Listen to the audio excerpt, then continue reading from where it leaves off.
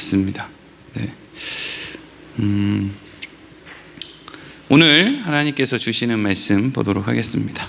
여호수아 14장 6절부터 15절까지 말씀입니다. 여호수아 14장 6절부터 15절까지 말씀 우리 같이 읽겠습니다. 시작.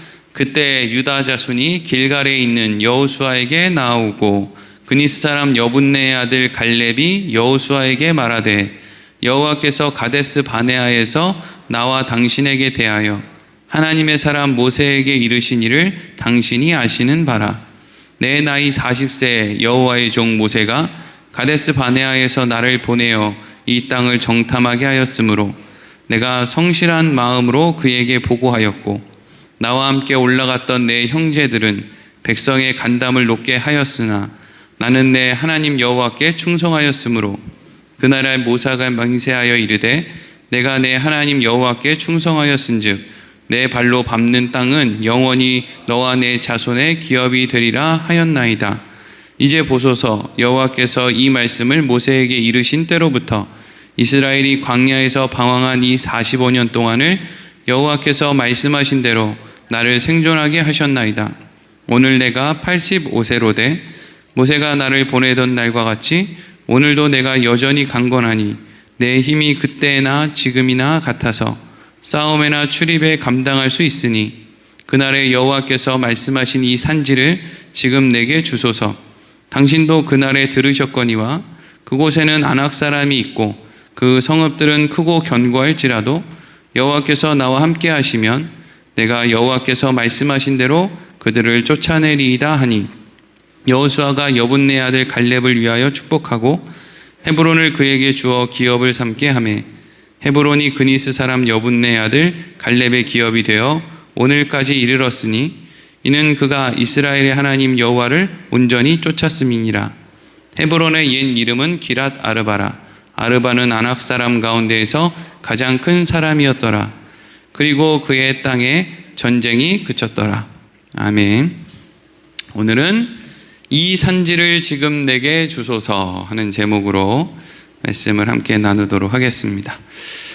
이스라엘 백성들이 가나안 땅에 들어간 이후에 여러 전쟁을 거치고 이제 가나안 땅에 있는 그 네노라 하는 왕들은 다 죽은 이유가 되었습니다. 왕이 다 죽었다고 해서 잔당들이 다 소멸된 것은 아니었습니다. 마귀의 권세가 꺾였다고 해서 그를 쫓는 마귀의 졸개들이 다 사라진 건 아니었죠. 그러면 왜 하나님께서는 가나안에 있는 왕들은 다 죽게 하셨는데 그 잔당들은 내버려 두셨습니까? 그것을 통해서 이스라엘 백성들의 믿음을 온전히 만드는 도구로 쓰기 위함입니다. 여러분, 왜 이 세상 가운데 마귀의 권세를 예수님이 꺾으셨는데 오늘날에도 우리를 유혹하는 이런 악한 그런 유혹들이 많이 있는 겁니까? 그것을 통해서 하나님이 우리 안에서 하시는 일을 통해 우리의 믿음의 크기를 하나님께서 키우시는 용도로 쓰기 때문이죠. 절대로 우리는 지지 않습니다. 하나님이 싸우시기 때문에 지지 않는 거예요. 그런데 왜 싸워야만 하느냐? 그것을 통해서 하나님이 어떤 분이신지 그리고 하나님이 나를 얼마나 사랑하시는지를 알아야 하기 때문입니다. 그래서 이 세상에서 우리는 늘 싸우는 거예요.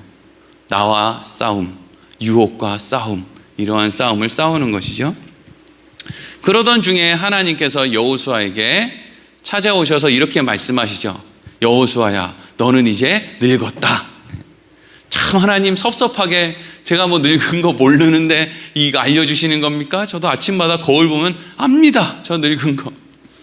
하나님이 여호수아에게 넌 이제 늙었다라고 말씀하시는 것은 뭐 나이가 많다, 뭐 몸이 약하다 이걸 얘기하려는 게 아니라 네가 해야 되는 일이 있고 너의 다음 세대가 해야 되는 일이 있는데 네가 다음 세대가 해야 되는 일까지 다 해주고 나면 다음 세대는 어떤 일로 그 사람들의 믿음을 세우는 그런 도구로 삼겠느냐, 이런 이야기를 하는 거죠. 여러분, 부모가 너무 대단해서 자식들 집 사주고 무슨 뭐 직업에다가 뭐에다가 그냥 자녀의 손자까지 한 통장에 한 1,000억쯤 넣어놓고, 야, 이걸로 내 후손들은 떵떵거리면서 쭉 살아라, 그렇게 하면 그 사람들은 언제 깊어집니까? 언제 넓어지고요?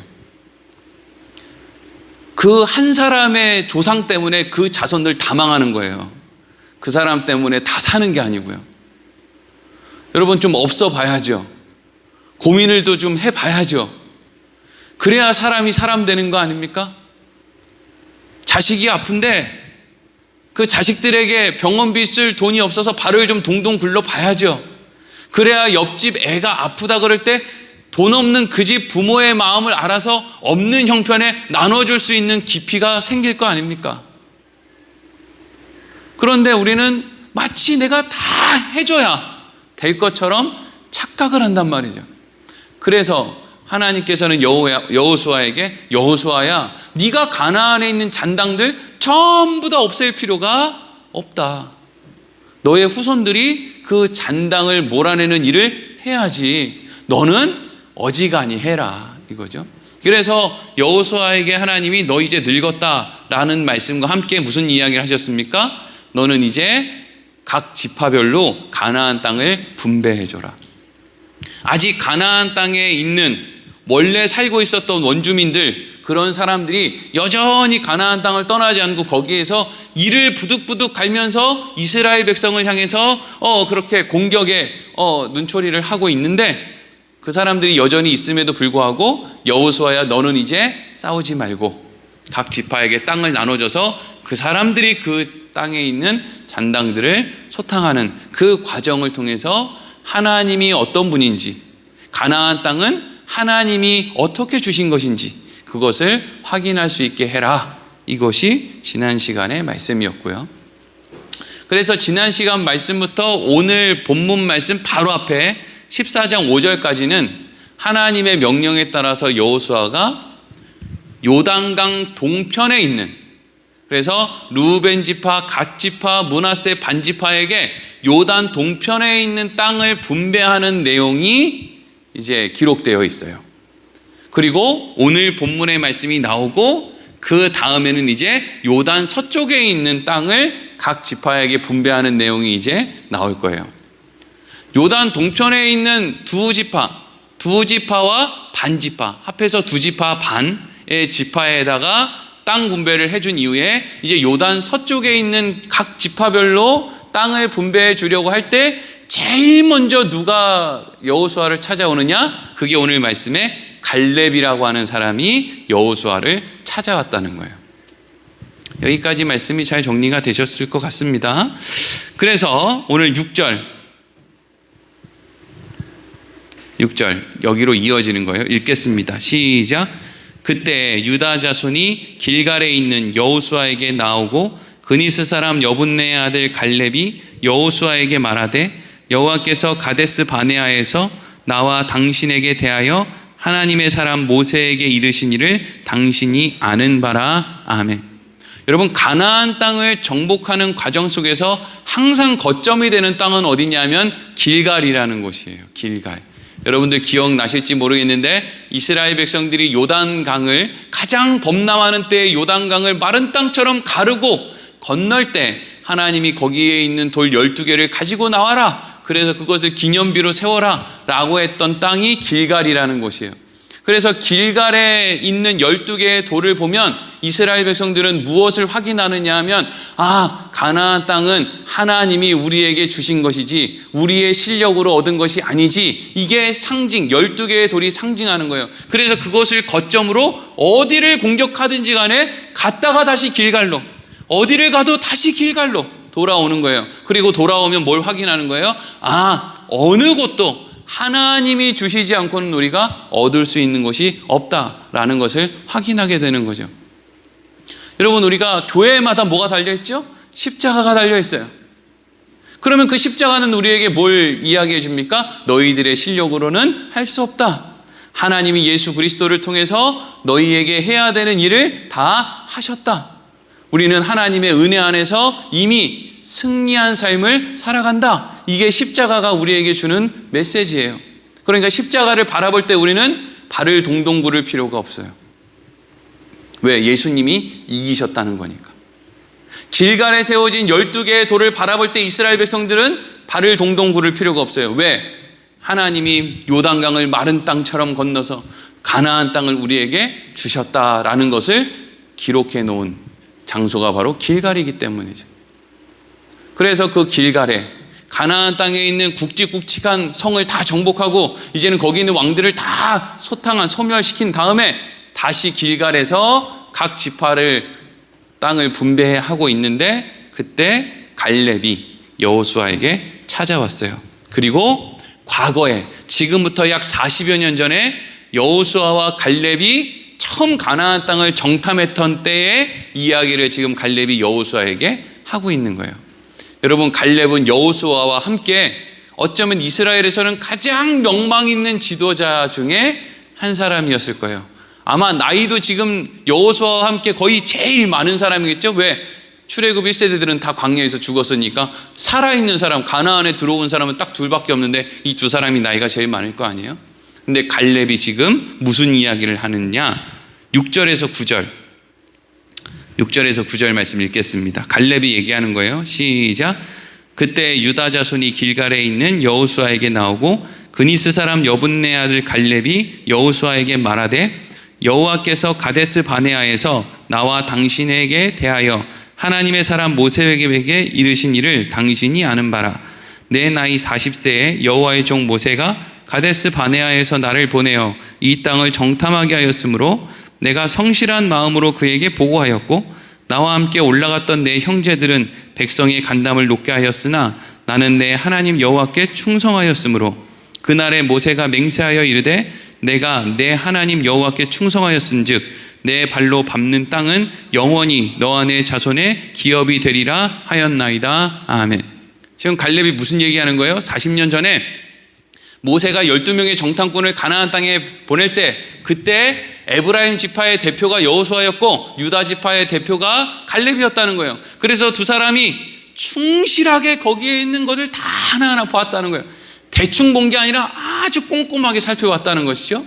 그리고 나서 돌아왔을 때 10개 지파의 지도자들은, 정탐꾼들은 아니야. 여기는 우리 못 가. 거기는 거인들도 있고 땅이 좋은 건 맞는데 거기는 너무 험해. 근데 여호수아와 갈렙은 어떻게 했다는 거예요? 하나님께 충성해서 하나님이 우리와 함께하면 우리가 거기를 얻을 수 있어. 거기 좋은 땅인 거 맞고 거기에 무시무시한 사람이 있는 거 맞는데 사실 사람 두려워서 우리가 일 못하는 게 있냐? 하나님이 허락하시면 하는 거지 라고 보고를 했다는 거예요. 누가요? 갈렙이.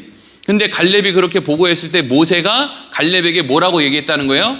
그래, 네가 밟는 가나안 땅의 모든 땅은 하나님께서 너와 내 자손에게 영원히 허락해 주실 것이다 라는 이야기를 모세가 갈렙에게 했다는 거예요.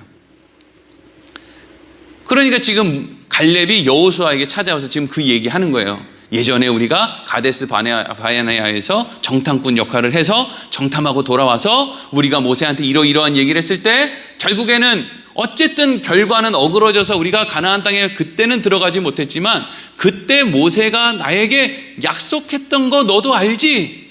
그때 모세가 내가 가나안 땅에 어디든지 가면 그곳을 하나님이 나와 내 자손의 기업이 되게 해주시겠다라고 약속했던 거 너 기억나지? 지금 그 이야기를 하는 거죠.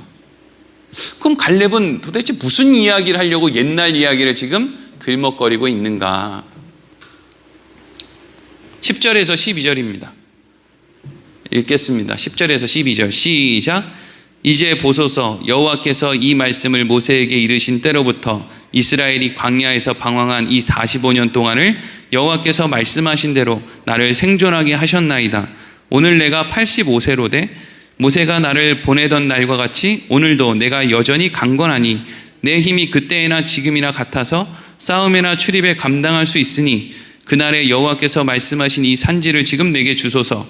당신도 그날에 들으셨거니와 그곳에는 아낙 사람이 있고 그 성읍들은 크고 견고할지라도 여호와께서 나와 함께 하시면 내가 여호와께서 말씀하신 대로 그들을 쫓아내리이다 하니. 아멘. 여러분, 갈렙은 앞서 얘기한 것처럼 여호수아와 함께 이스라엘 백성들에게 가장 존경받던 사람이었고, 분명히 전쟁의 공도 많이 세웠을 것이고, 여호수아와 함께 자격을 논하자면 이스라엘에서 갈렙만한 자격을 이야기할 수 있는 사람은 없을 거예요. 게다가 모세가 갈렙에게 뭐라 그랬다고요? 네가 밟는 땅은 하나님이 다 너와 내 자손에게 줄 것이다. 그러면 인간적인 생각으로라면 갈렙은 어떤 땅을 요구해도 마땅합니까? 좋은 땅, 평야, 그렇죠? 곡식 하나 심으면 100배의 결실이 맺어지는 곳, 오늘날 대한민국으로 따지면 강남, 무슨 학군 좋은 곳, 땅값 비싼데 이런데, 그런 데를 이제 해야 되잖아요. 아니면 옛 백제의 수도 부여 이런 데를 이제 달라고 해야 될 거 아니에요, 그렇죠? 네, 강남 달라 그러실래요, 여러분? 부여 달라 그러실래요? 네. 예수 믿기는 부여가 좋아요. 그러니까 강남 달라 하지 마시고 부여 달라 그러세요. 네. 어차피 안 주실 거니까 마음이라도 나는 주신다 그러면 나는 무조건 부여지, 설 그런 데는 나 달란 말 안 한다. 그냥 그렇게 멋있잖아요, 말이라도. 어차피 안 줄 건데. 근데 갈렙이 느닷없이 무슨 이야기를 하냐 하면, 갈렙이 하고 싶은 이야기는 요약하면 이런 내용이에요. 그때 우리가 정탐하고 돌아왔을 때 우리가 보고한 것을 하나님이 기쁘게 받으셔서 모세를 통해서 우리가 밟는 땅을 다 우리에게 주신다고 하지 않았냐. 그래서 나는 가나안 땅 중에서 제일 높은 곳, 그리고 제일 험한 곳, 그리고 제일 강한 사람들이 있는 곳을 내가 내 기업으로 줄 것을 요구합니다. 이렇게 이야기를 한 거예요. 그러니까 제일 높고 제일 험하고 제일 강한 사람들이 있는 곳을 어차피 하나님이 나와 내 자손에게 주신다고 했으니까 거기를 정복한다는 것은 그 외의 가나안 땅은 당연히 정복된다는 것을 의미하는 거죠. 그렇죠? 제가 하나님이 야 배목사 내가 너한테 꼭 땅을 줄 거야. 그러면 너는 어떤 땅을 얻을래? 그러면 제가 하나님한테 이렇게 얘기하는 거예요. 하나님 저한테 지옥을 주세요. 이건 그냥 예예요. 지옥 달라고 안 할 거예요. 근데 지옥을 주세요라고 하는 그 의미는 무엇은 뜻이 있을까요? 지옥까지 하나님의 백성이 다 정복한다는 것은 그 외 모든 것이 다 하나님의 것이 된다. 물론 지옥도 하나님의 것이지만 무슨 의미인지는 이해를 하시겠죠? 제일 험한 곳을 내가 차지한다는 것은 그 외에 덜 험한 곳까지도 다 우리의 것이 될 거다라고 하는 생각이 갈렙에게 있었고, 그래서 갈렙은 하나님이 내가 밟는 땅은 분명히 주실 거라는 것을 모세를 통해서 약속했기 때문에 그 약속을 근거로 해서 지금 저 험한 산지를 나에게 달라라고 요구를 했다는 거예요. 보통은 갈렙에 대한 설교가 여기서 끝나요. 그리고 이제 결론은 항상 어떻게 나죠? 여러분 나이 먹었다고 뒤에 물러나 있지 말고, 갈렙이 지금 85세인데 85세보다 다 동생이지요. 그러니까 돌아가시는 순간까지 힘을 내서 교회에서 하여튼 교회의 험한 산지는 다 내게 주소서라고 해서 그냥 교회에 그냥 84세까지 걸레들고 다 하세요. 막 이런 식으로 이제 간단 말이죠. 그래서 오늘날 교회가 망해요. 설교가 그런 방향으로 가니까 망한다고요. 마치 갈렙이 자기의 열심으로 뭔가를 하려고 하는 식으로, 그러니까 우리도 교회 안에서 어떤 열심을 다해서 에너지를 다해서 교회 안에서 어떤 믿음의 영웅이 됩시다라는 식으로 가서 결국에는 믿음이 망하는 거예요. 쪽박을 차는 거죠. 성경이 이야기하고 싶은 것은 갈렙의 믿음이 얼마나 위대한가 이걸 얘기하려는 게 아니에요. 그래서 사실 오늘 이 내용이, 오늘 메시지가 그거라면 사실 설교 끝났거든요. 근데 이제 시작인데 벌써 이 내용은 다 설명드린 거예요. 그렇게 갈렙이 요구를 했다는 거예요. 그러면 오늘 말씀이 궁극적으로 하고 싶은 이야기는 그럼 뭐냐? 갈렙의 믿음의 위대함을 얘기하려는 것이 아니면 그럼 오늘 하고 싶은 이야기는 뭐냐? 자, 그래서 갈렙의 이야기를 들은 여호수아가 어떻게 하느냐? 13절 읽겠습니다. 13절 시작. 여호수아가 여분네 아들 갈렙을 위하여 축복하고 헤브론을 그에게 주어 기업을 삼게 하매. 아멘. 그래서 갈렙의 요구대로 여호수아가 그러면 제일 험하고 제일 높은 그 땅, 헤브론 땅을 당신이 기업으로 삼으세요라고 이야기를 한 것으로 보여요. 그렇죠? 일단은. 근데 여기에 한 가지 내용이 감추어져 있어요. 그건 뭐냐 하면 이런 내용이에요. 그러면 다른 지파는 다 제비 뽑아서 자기 지파를 얻는데 갈렙은 분명히 그것이 험한 산지이기는 하지만 그러면 험한 땅은 제비 안 뽑고 달라 그래도 주고 좋은 땅은 제비 뽑고 하나님이 그러라고 하신 건 아니잖아요. 그렇죠? 분명히 하나님은 각 지파별로 제비를 뽑아서 땅을 얻으라고 그랬어요. 그러니까 갈렙이 아무리 험한 산지를 나한테 달라고 때를 써도 그것이 제비를 뽑아서 나오지 않으면 사실 갈렙에게 줄 수가 없는 거예요. 하나님은 제비를 뽑아서 나누라고 했지 요구하는 대로 주라고 하지 않았기 때문이죠. 그렇다면 여호수아가 지금 갈렙에게 네가 그러면 당신이 헤브론을 기업으로 가지세요라고 이야기를 할 수 있었던 것은 이 안에 어떤 내용이 숨어 있는 걸까요? 그리고 나서 여호수아가 제비를 뽑았는데 유다 지파와 특별히 갈렙에게 헤브론 땅이 이렇게 허락되는 제비 뽑기의 결과가 나왔겠구나라는 것을 우리가 염두에 둘 수 있는 거예요. 그러면 진짜로 그랬느냐? 여호수아 15장 1절 진짜로 그랬는지 한번 보자고요. 읽겠습니다. 시작. 또 유다 자손의 지파가 그들의 가족대로 제비 뽑은 땅에 남쪽으로는 에돔 경계에 이르고 또 남쪽 끝은 신광야까지라. 아멘. 유다 자손의 지파가 제비를 뽑아요, 안 뽑아요? 뽑죠. 근데 유다 지파의 자손들이 뽑는데 그 경계가 사실은 갈렙이 요구했던 그 험한 산지가 있는 곳이 제비를 뽑았는데 뽑힌 거예요. 그리고 여호수아 15장 7절 8절 또 보겠습니다. 시작. 또 아골 골짜기에서부터 드비를 지나 북쪽으로 올라가서 그 강 남쪽에 있는 아둠밈 비탈 맞은편 길갈을 향하고 나아가 엔세메스 물들을 지나 엔로겔에 이르며 또 흰놈의 아들 골짜기로 올라가서 여부스 곧 예루살렘 남쪽 어깨에 이르며 또 흰놈의 골짜기 앞 서쪽에 있는 산 꼭대기로 올라가니 이곳은 르바임 골짜기 북쪽 끝이며. 아멘. 자, 요 내용이 뭔지 볼게요. 원사님 오늘 거기 제목 옆에 그 PPT 보면 산 지도 있죠. 잘 보이시나요? 이거 제가 제 카메라로 찍은 거예요. 제 방에는 이 이스라엘 지도가 있는데 보통은 우리가 이게 지면으로 이제 평평한 지도만 있잖아요. 이거는 이렇게 잘 보면 이게 이렇게 굴곡져 있어요. 굴곡져 있게 생긴 지도가 제 방에 있어요. 그러면 그렇게 이렇게 보면은요, 지금 여기 보면 헤브론이라는 데가 있죠. 헤브론. 요 헤브론이 굴곡져 있는 형태의 지도를 보면 제일 높아요. 여기가 제일 높아. 그리고 베들레헴이 여기서 이렇게 쭉 길을 따라 내려가면 베들레헴이 나오는데 베들레헴이 헤브론 그 다음으로 높아요. 그러니까 우리는 그냥 사실은 그런 생각을 안 하고 성경을 보는데 베들레헴이 지역이 높아요. 헤브론이 제일 높고 그 다음이 베들레헴이 높고 그 다음이 예루살렘이 높아요. 그러니까 여기서부터 이렇게 언덕 아래로 쭉 내려가는 거죠. 지금 여호수아는 어디 있냐면 여기 있어요. 길갈. 여기서 갈렙하고 여호수아하고 지금 이야기를 하고 있는 거예요. 여기에서 넘어온 거죠. 요단강을 건너서 여기로 넘어서 지금 길갈에서 12개의 비석을 세운 거잖아요. 그렇죠? 그리고 나서 여기서 이 산지를 내게 주소서 할 때 여기서 보이는 산꼭대기가 여기 헤브론이에요. 이해가 잘 되시죠?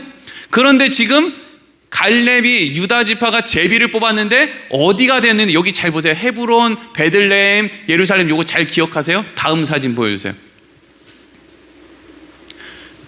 여기가 헤브론, 예루살렘. 아까 여기인데 이게 이제 확대된 거예요. 여기가 뽑힌 거예요. 여기가 이제 유다 지파의 땅으로 뽑힌 거예요.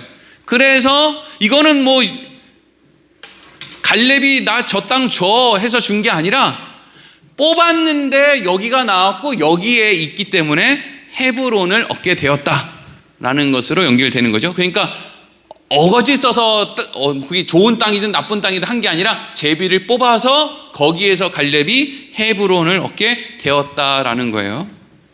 자, 이제 여기까지 이제 보고 그럼 이제 여기서 이제 또 한 가지 의문을 또 가질 수가 있어요. 그러니까 첫 번째 의문은 갈렙은 뭔데 제비도 안 뽑고 땅을 받았느냐? 답은 아니다. 제비 뽑았는데 제비 뽑은 결과 유다 지파가 여기를 얻었고 그 가운데에서 저 산지인 헤브론을 얻게 된 거다. 또 한 가지 의문은 뭐냐면 지금 하나님께서 여호수아한테는 뭐라 그랬어요? 젊다 그랬어요? 늙었다 그랬어요? 여호수아한테는 늙었다 그랬단 말이죠. 근데 제가 앞만 봐도 갈렙이 여호수아보다 나이 많을 것 같으세요? 안 많을 것 같으세요? 그냥 정확하게는 모르지만 저는 갈렙이 여호수아보다 나이 많을 것 같아요. 그러면 이거 이상하잖아요. 여호수아야, 너는 늙었으니까 이제 땅 분배하고 일선에서 물러나라. 그래 놓고 여호수아보다 형님인 갈렙한테는 이 산지를 내게 주소서 막 이렇게 큰 소리 치니까 그럼 당신은 제일 험한 산으로 가소서. 이렇게 하는 거는 조금 뭐랄까, 하나님 제 신체 나이를 보시는 건가요? 막 이렇게 되물을 수 있는 거잖아요. 그렇죠? 왜 하나님이 여호수아에게는 그만하라고 하시고 갈렙에게는 그 땅을 허락하도록 하셨는가? 어쨌든 14절 15절을 보면 읽어보겠습니다. 시작. 헤브론이 그니스 사람 여분네 아들 갈렙의 기업이 되어 오늘까지 이르렀으니 이는 그가 이스라엘의 하나님 여호와를 온전히 쫓았음이라. 헤브론의 옛 이름은 기랏 아르바라. 아르바는 아낙 사람 가운데 가장 큰 사람이었더라. 그리고 그 땅에 전쟁이 그쳤더라. 아멘. 어쨌든 결론적으로 갈렙이 그 땅을 차지했다는 거예요? 못했다는 거예요? 차지했다는 거죠. 일단 결론은 차지했다라는 것으로 맺은 다음에 그 다음에 우리가 생각해 보아야 될 게 있어요. 자, 갈렙에 대해서 조금 우리가 알아야 돼요. 갈렙은 원래 유대인이 아니에요. 갈렙은 이방 사람이에요. 다시 6절 띄워주세요. 읽어보겠습니다. 시작. 그때 유다 자손이 길갈에 있는 여호수아에게 나오고 그니스 사람 여분네 아들 갈렙 이렇게 나오죠. 갈렙은 항상 뭐가 나오냐면 방금 읽었던 14절 15절 여기에도 14절에도 뭐가 나오냐면 그니스 사람 여분네 아들 갈렙 이렇게 소개되어 있어요. 또 방금 읽었던 6절에도 그니스 사람 여분네 아들 이렇게 되어 있죠. 그러면 그니스가 어딘지 알아요? 그니스가 어디냐? 창세기 15장 18절에서 21절. 하나님이 아브라함에게 가나안 땅을 주겠다라는 약속을 할 때 나오는 말씀이에요. 읽겠습니다. 시작. 그때 여호와께서 아브라함과 더불어 언약을 세워 이르시되 내가 이 땅을 애굽 강에서부터 그 큰 강 유브라데까지 내 자손에게 주노니 곧 겐 족속과 그니스 족속과, 그니스 족속 나오죠. 그니스. 이게 갈렙이 출신이 그니스예요. 그냥 갈렙은 애초에 어느 동네 사람이냐면 가나안 땅의 원주민이에요. 근데 이 사람이 어떻게 유다 지파까지 흘러 들어가게 되었나? 그냥 언뜻 생각해 보면 과거에 가나안에 살던 그니스 족속의 어떤 사람들이 애굽에서 살다가 애굽으로 흘러 들어가서 살다가 그곳에서 출애굽하는 과정에 이스라엘 백성만 나오는 게 아니라 그곳에 살던 사람들 중에 여러 잡족들이 같이 섞여서 이제 나온단 말이죠. 그래서 저마다의 지파별로 그 잡족들이 이렇게 소속이 되어서 그냥 흩어져서 들어가는데 그 사람들도 다 이스라엘 백성으로 여김을 받는 거예요. 그때 이 갈렙이 그 안에 포함되어 있었는데 갈렙이 어느 지파로 흘러 들어갔느냐? 유다 지파로 흘러가게 되었고 유다 지파에서 어찌됐든 역할을 감당을 했는데 잘 생각해 보면은요, 갈렙이 정탐꾼이잖아요. 그렇죠? 정탐꾼. 저는 예전에는 물론 여호수아와 갈렙이 정탐꾼에 뽑힌 거죠. 에브라임 지파의 정탐꾼, 또 유다 지파의 정탐꾼. 예전에는 그 정탐꾼이라고 하면 그 지파의 지도자, 대표 이런 사람들일 거라고 저는 그냥 막연하게 생각을 했는데 오늘 말씀을 준비하면서는 그런 생각을 했어요. 여호수아와 갈렙이 에브라임 지파와 유다 지파의 정탐꾼으로 지금 파견이 됐는데 정탐꾼이 정말 그 지파에서 좀 지도자격인 존중받고 좀 이렇게 명망 있는 사람들을 정탐꾼으로 보냈을까라는 생각이죠. 가면 죽을 수도 있잖아요. 오히려 정말 그 사람들이 귀하게 여기는 사람은 우리가 얼마 전에 그 말씀 그 누구죠? 아이성 전투 때 죽은 사람? 아이성 전투 때 누구지? 아간. 그렇죠? 나 어제 설교했는데 이름이 자꾸 생각이 안 나.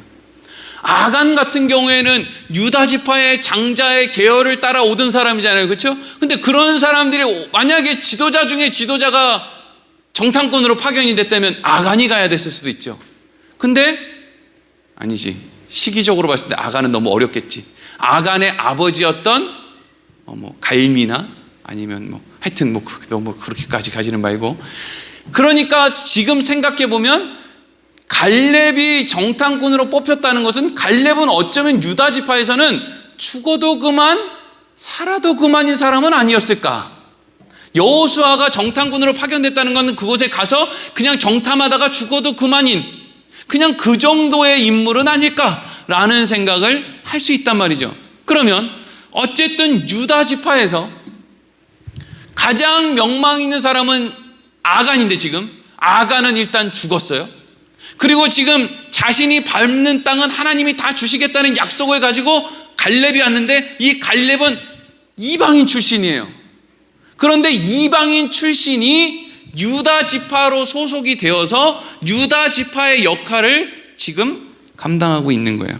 그러면 갈렙이 지금 감당하고 있는 건 무엇을 의미하는 것인가? 창세기 23장 19절에서 20절 보겠습니다. 읽겠습니다. 시작. 그 후에 아브라함이 그 아내 사라를 가나안 땅 마므레 앞 막벨라 밭 굴에 장사하였더라. 마므레는 곧 헤브론이라. 이와 같이 그 밭과 거기에 속한 굴이 헷 족속으로부터 아브라함이 매장할 소유지로 확정되었더라. 아멘. 우리가 이제까지 말씀을 나누면서 미처 생각해 보지 못했던 것 가운데 하나는 아브라함이 이 헤브론 땅, 막벨라 굴이라고 하는 곳이 있는 헤브론 땅을 돈을 주고 사요. 헤브론 땅을 전부 산 건 아니고 그곳에 있는 막벨라 굴이 있는 땅을 어느 정도를 사요. 원래 그곳에 있었던 사람들이 우리가 무슨 그걸 돈을 주고 거래를 합니까? 그거 얼마대? 여기 땅이 별로 좋은 땅도 아니잖아요. 그러니까 그 산꼭대기 있는 거 그냥 드릴게요 라고 했는데 아브라함이 굳이 그 땅을 돈을 주고 사서 자기 안에 사라의 무덤을 만들고 자기도 죽으면 거기에 묻어달라고 하고 후손들도 죽으면 거기다 묻어달라고 하는 거예요. 헤브론은 제일 높은 곳인데 거기를 왜 아브라함이 사서 사라의 무덤을 삼고 자기도 자기 후손들도 거기에다가 묘지를 쏘달라고 이야기를 했을까? 지금 아브라함은 하나님의 약속, 내가 이 땅을 너와 내 자손에게 주겠다라고 하는 그 약속을 가장 그 땅의 꼭대기에서 지금 하나님의 약속을 바라보고 있는 거예요. 거기서 여기서 제일 높은 헤브론을 볼 때마다 저기 우리 할아버지 아브라함의 묘가 있지, 왜 저기 우리가 돈을 주고 샀지, 이 의미는 뭐냐면 가나안 땅을 하나님이 우리에게 주시기로 했지, 또 다른 편으로는 하나님이 그래서 가나안 땅을 우리에게 주신 거지, 이것을 바라볼 수 있도록 가나안 땅의 제일 꼭대기 헤브론에 묘지를 쓰고 거기에 아브라함이 자기의 무덤과 자녀들, 자기 아내의 무덤을 만든 거예요. 그러면 이 모든 것 안에는 지금 뭐가 숨어 있냐면 하나님께서 가나안 땅을 주시겠다라고 하는 그 의미가 담겨 있죠. 근데 하나님께서 약속의 땅 가나안을 주시겠다는 의미가 담겨 있는데 그것을 누가 성취하느냐? 유다 지파의 갈렙이 그것을 이어서 지금 성취해 가는 거예요. 어려운데 중요하니까 정신을 바짝 차리시고 시편 78편 67에서 68절 읽겠습니다. 시작. 또 요셉의 장막을 버리시며 에브라임 지파를 택하지 아니하시고 오직 유다 지파와 그가 사랑하시는 시온 산들을 택하시며. 아멘. 하나님께서 어느 때까지는 요셉의 장막과 에브라임 지파를 사용하신다는 이야기죠. 여호수아가 에브라임 지파예요. 그러니까 거기까지는 그렇게 사용하시는데 이후에는 오직 뭘 쓴다는 거예요? 유다 지파와 그가 사랑하시는 시온산을 하나님께서 택하신다, 사용하신다, 이 이야기를 지금 하고 있는 것이죠. 그러니까 이 모든 일들은 결국 정리하면 이방인 출신의 유다 지파의 갈렙이 하나님께서 하시고자 하는 일의 도구가 되어서 지금 쓰임을 받고 있다는 이야기를 지금 성경이 하고 있는 거지. 갈렙 한 사람이 뭐 대단한 뭐 믿음과 열정과 막 이런 것이 있어서 하나님 앞에 내가 이 산지를 주시면 제가 어떻게 해보겠습니다. 뭐 하나님의 소원을 제가 이루어 드리겠습니다. 이러고 그냥 막 되지도 않는 그냥 인간의 열심을 가지고 하나님 돕겠다고 막 까불다가 뭐 이렇게 하고 이런 이야기가 아니란 말이죠. 애초에 여호수아와 갈렙이 정탐꾼으로 갔을 때 갈렙이 그러한 믿음의 보고를 할 수 있었던 것부터 하나님이 갈렙의 눈에 은혜를 주셨기 때문이죠. 항상 여러분, 우리가 어떠한 일을 대할 때 좋은 열매가 맺히는 것은 하나님이 우리에게 믿음의 눈을 주셨기 때문이에요. 그게 성령의 역할이기도 하고요. 왜 12명의 정탐꾼이 갔는데 여호수아와 갈렙만 그런 보고를 하겠어요? 똑같이 봤는데. 그럼 나머지 10명은 왜 그런 마음을 못 먹었겠어요? 그 안에 하나님의 은혜가 보편적인 사람의 눈에는 가나안 땅은 좋은 땅이 아니라는 결론을 내야 되는데 하나님의 은혜의 눈으로 보니까 내 비루한 삶이 축복의 삶으로 보이고 심지어는 강남보다 부여가 더 좋다 그러고 이 말이 되냐고요. 그럼 거기 있는 사람이 얼마나 비웃겠어요. 하지만 우리는 믿음 생활하는 그 관점으로 보니까 내 자녀는 강남보다 부여해서 끄는 게 훨씬 더 나을 것 같다는 믿음의 고백이 나오는 거예요. 은혜의 눈을 공급받으니까 그런 말이 입에 나오는 거죠. 그러니까 애초에 갈렙을 하나님이 그렇게 만드셨는데 이 갈렙이 원래는 이방인 출신이었는데 여차저차해서 유다 지파로 와서 지금 원래 유다 지파가 감당해야 될 몫은 원래 아간이 감당하지를 않고 유다 지파의 혈통의 최고 장자인 아간은 감당하지 못하고 오히려 하나님께서 어떻게 어디서 굴러먹다 온 갈렙이 지금 유다 지파의 이름을 가지고 지금 하나님께서 하시고자 하는 일을 하고 있다는 이야기예요. 무슨 이야기인지 아시겠습니까?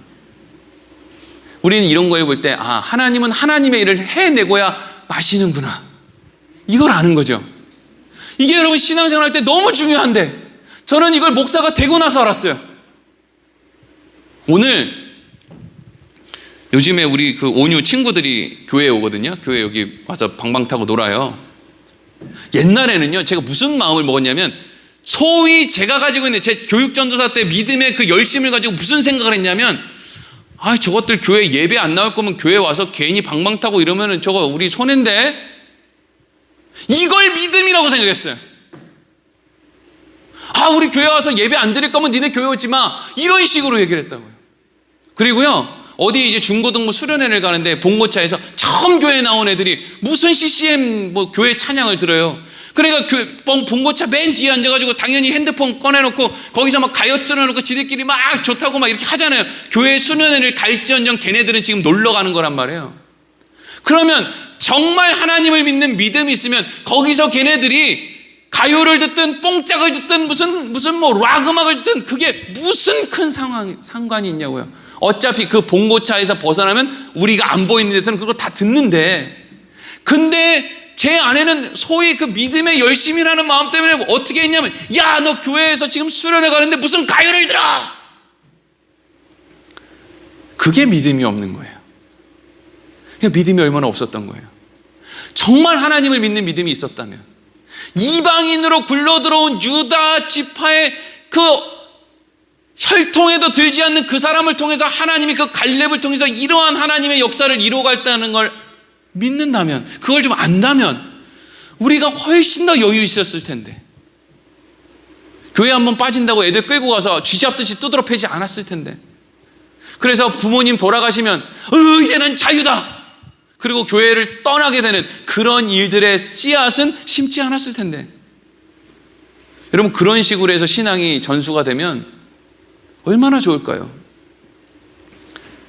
근데 그런 식으로 해서 신앙이 전수가 안 되잖아요. 초등학교 때나 때리면 말 듣지, 중학교 고등학교 때 때린다고 말 듣습니까? 뭐 용돈 안 준다 그러면 교회 뭐 주일날 한 번 와가지고 인상 이렇게 쓰면서 이어폰이나 꽂고 이러고 있다가 가겠죠. 근데 지들 손으로 돈 벌기 시작하면 이제 교회 안 나온단 말이죠. 그 방법이 아니라, 그 방법으로 할 수 없다는 거잖아요. 근데 우리는 그렇게 하는 게 믿음인 줄 알고 그 길로 계속 왔던 거예요. 하나님을 못 믿고. 그래서 요즘에는 온유 친구들이 와가지고 방방 타고 놀면 또 와, 또 놀러 와. 주일날 교회 오라는 얘기 안 해요. 와야 되면 하나님이 보내주시겠죠. 그게 뭐가 그렇게 중요해요? 그냥 편안한 마음으로 여기 와서 그냥 놀다 가면 되는 거예요. 그리고 놀다 갔는데 걔네들이 안 왔다? 뭐 어쩔 수 없는 거죠. 하지만 우리는 하나님을 믿잖아요. 하나님이 저 아이들을 통해서 일을 하시겠지. 그러니까 쟤네들 발로 여기까지 와서 놀다 가는 거지. 이런 마음이 오히려 더 믿음 아니에요? 너네들 말이야, 이번 주에 교회에 와가지고 목사님한테 도장 받아. 안 그러면 그 다음 주부터 방방 못 타. 아, 치사해. 우리는 그렇게 해가지고 예배 참석시키는 게 그게 막 믿음이라고 생각하고 살았단 말이에요. 얼마나 후회가 되는지, 나 왜 그러고 살았는지 말이죠. 갈렙을 통해서 성경이 우리에게 하고 싶은 이야기는요, 하나님께서 아브라함과 약속하신 그 땅을 누구를 통해서 허락하시는가? 갈렙을 통해서 허락하신다. 그리고 그 약속의 땅을 누구를 통해 허락하시는가? 유다의 지파의 자손으로 오신 예수 그리스도를 통해서 하나님이 허락하신다. 그런데 그 모든 하나님의 허락하심은 우리가 원하거나 우리가 만들어낼 수 있는 것이 아니다. 언제 어디서 굴러먹다 올지도 모르는 그 갈렙이 유다 지파에 와서 그 역할을 감당했고, 나사렛 출신으로 무슨 선한 게 있을 수 있어 라고 하는 말을 들은 나사렛 예수가 하나님의 약속의 땅을 전부 얻어주시는 거예요, 우리에게. 그리고 하나님이 우리에게 얘기하시는 거죠. 하나님은 하나님의 역할을 다 감당하실 것이다. 그러니 자녀된 우리에게는 뭐 하라는 거예요? 자녀된 우리에게는 평강의 길을 걸어라. 너희가 평강의 길을 걸을 때 너희는 이웃사랑, 하나님 사랑과 이웃사랑을 언제 할 수 있는 거예요? 내 마음이 편안하면 할 수 있는 거예요. 내 마음에 이런 게 있어서 이거 해야 되는데 이러면요, 날카로워져가지고 무슨 이웃사랑을 해요. 예수 믿는 사람들이 제일 세상으로부터 미움을 받는 게 그런 거잖아요. 하나님 위하겠다고 자기들 것만 막 챙기는 거. 우리가 뭔가 이루어내야 되니까. 그리고 우리의 힘으로 전 세계의 복음화를 이루어내려면 얼마나 근검절약을 해야 되는 거예요, 도대체. 얼마나 쥐어짜야 우리의 힘으로 전 세계의 복음화를 하냐고요. 지금 물이 없어서 굶어 목마르서 죽는 사람, 먹을 게 없어서 죽는 사람, 무슨 내전이 나서 죽는 사람, 이러고 예수 믿는 사람들이 그것까지 전부 다 주려고 하니까 얼마나. 근데 사실은 그 사람들 도와주지도 않을 거면서 자기 새끼들이나 잘 키우고 자기 새끼들한테 뭐나 물려주려고 하지 뭐 대단하게 뭐 하지도 않을 거면서. 근데 그냥 막연하게 나는 뭐 성교에서 뭐 전 세계를 어떻게 만들겠다고 그래가지고 이렇게 옹졸하게 있으니까 결국에는 하나님 사랑, 이웃 사랑 좋아하네. 난 너같이 인색한 사람이 믿는 하나님은 난 안 믿는다. 하나님이 무슨 뭐 천지를 창조했다는데 하나님의 자녀라 그러면서 그렇게 쪼잔하냐? 그리로 가는 거예요. 하나님은 하나님의 약속을 반드시 이루어 가시는 거죠. 그리고 우리에게 평강을 선포하시는 거예요. 왜 그러면 하나님은 그런 일을 하십니까? 하나님이 우리의 아버지이기 때문이죠. 하나님이 아버지이기 때문에 그 역할을 끝까지 감당하는 거예요. 부모를 향한 자식의 사랑은요, 맨날 변해요. 근데 자식을 향한 부모의 사랑은 안 변해요. 그래서 하나님은 어떻게든 그 언약을 지키는 거예요. 심지어 우리는 하나님이 무슨 언약을 하셨는지 잊고 있는 그 순간에도 하나님께서는 그 언약을 지켜가시는 거예요. 그걸 믿는 게 여러분 기독교고, 그걸 믿는 게 하나님을 믿는 믿음이고 신앙이에요. 기도하겠습니다.